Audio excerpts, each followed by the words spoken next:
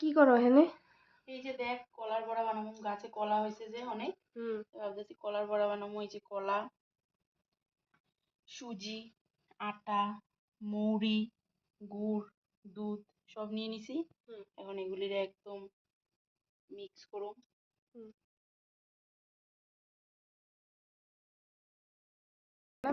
এবার সুজি দিব, আগে অল্প দিই, পরে যদি লাগে আবার দিব। আটা, মৌরি,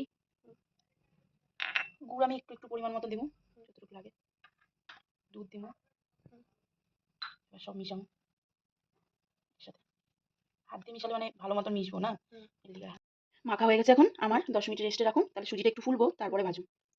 তেলটা এখন বহাই দিই, তেলটা গরম হতে থাক। 10 মিনিট হয়ে গেছে, 10 মিনিট আমার হয়ে গেছে। তেলটা গরম হতে হতে আর একটু টাইম থাকবো।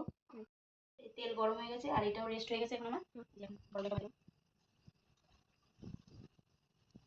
আমি এখন আঁচটা একটু মিডিয়ামে থাকবো, জোরে বাড়ি দিলে পুড়ে যাবো। আমার বড়া ভাজা হয়ে গেছে, এই যে লাল লাল করে বড়া ভাজা লাগছি। এখন এগুলো উঠালাম, দেখি দেখ না। এই যে দেখ আমার বড়া ভাজা কমপ্লিট। কিরকম লাগছে দেখে? টেস্টি লাগতেছে।